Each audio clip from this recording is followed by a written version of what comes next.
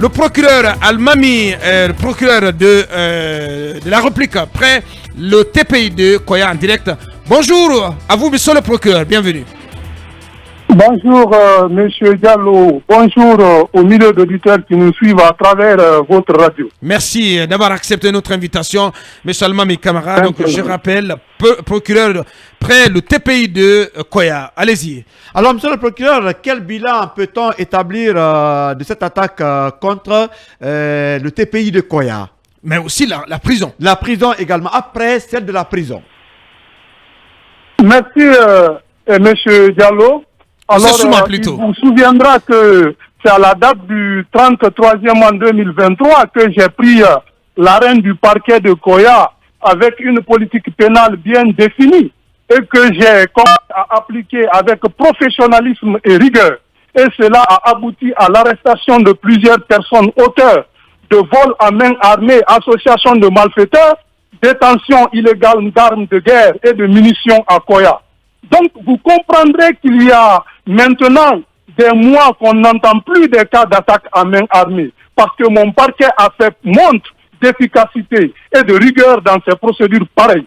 Alors, cet état de fait a amené des personnes mal intentionnées et leurs complices à tenter de saper l'autorité judiciaire à Koya en utilisant des stratégies pré-orthodoxes pour nuire à cette réforme, pour s'attaquer non seulement à la prison, à la maison d'arrêt de Koya, mais aussi à la justice. Donc, je considère que ces agissements successifs, comme des velléités d'intimidation vis-à-vis du parquet déstabilisation de Koya, même.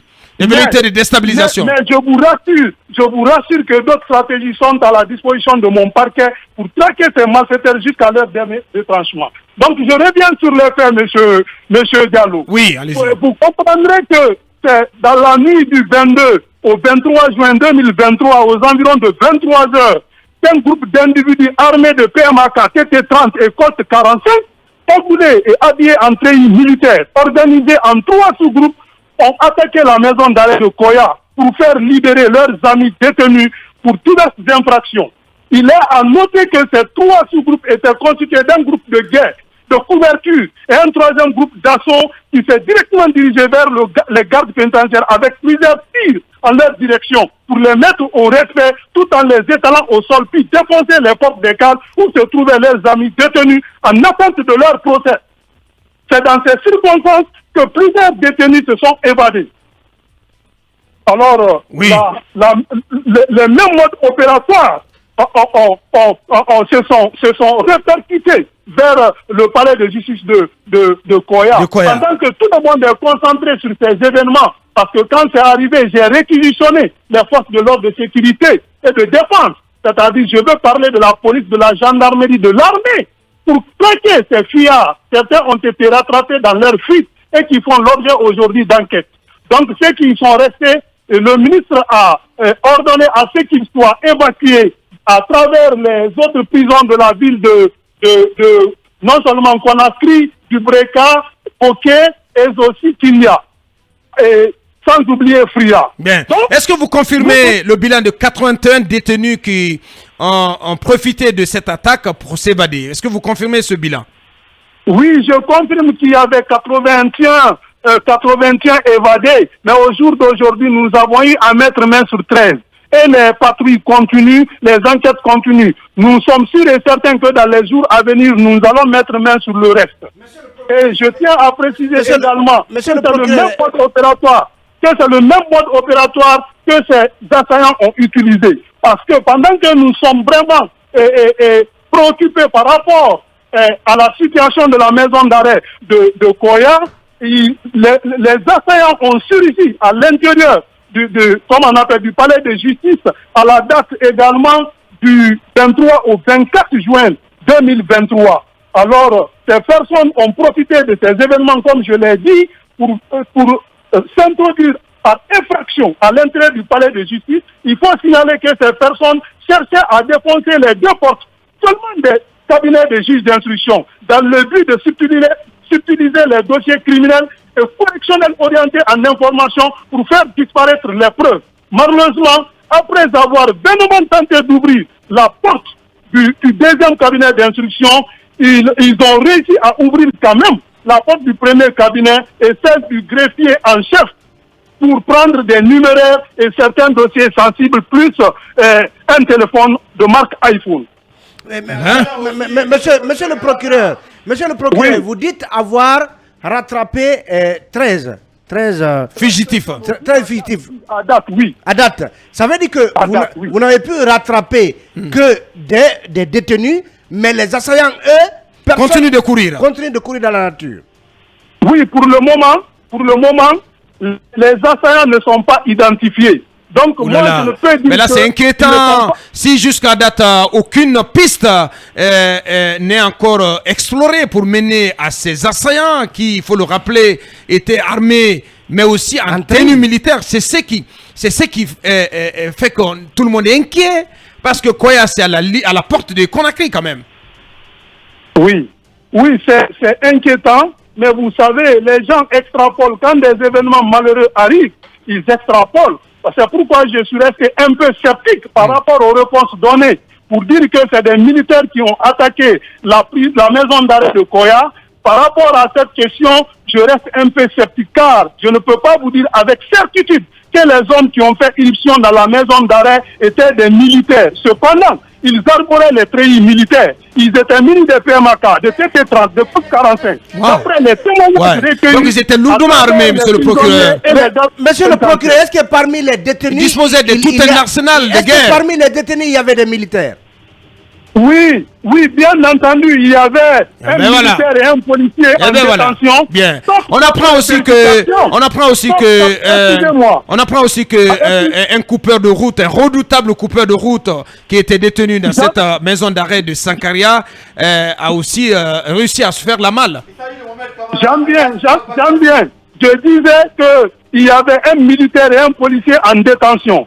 Sauf qu'après vérification, il s'est avéré qu'aucun de ces derniers n'a été envoyé par les assaillants. Donc, a priori, ils n'étaient venus que pour libérer, comme on appelle, leurs amis, mais qui étaient des civils.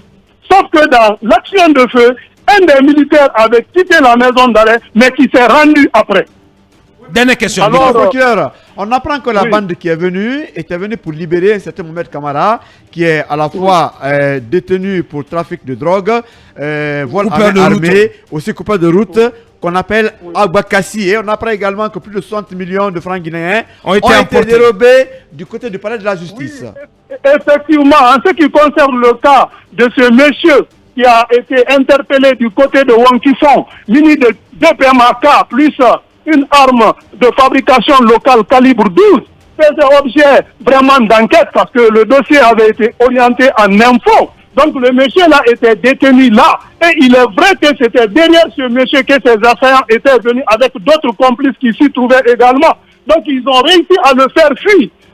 Qu'est-ce que vous avez mis en place, monsieur le procureur? C'est la dernière question, en 30 secondes.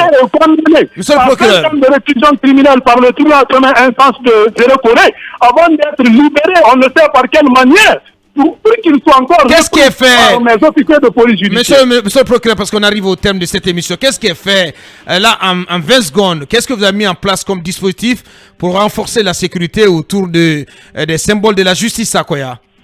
Oui, je vous dis, depuis les premières heures de ces événements, des dispositions idoines ont été prises.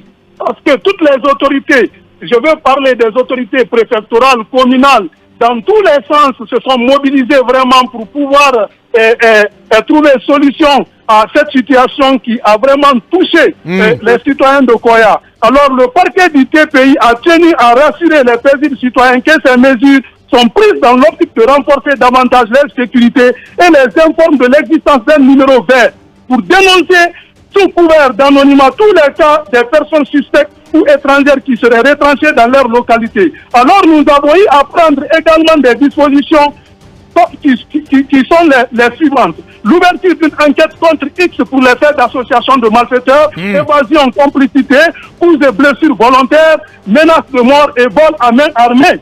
La constitution d'une équipe réactive composée de tous les officiers de police judiciaire du ressort juridictionnel de Koya, mais aussi le renforcement des contrôles dans les barrages routiers de la préfecture de Koya. Voilà qui est bien dit. Et peut-être avant de vous laisser partir, est-ce que vous-même vous vous sentez en sécurité, monsieur le procureur?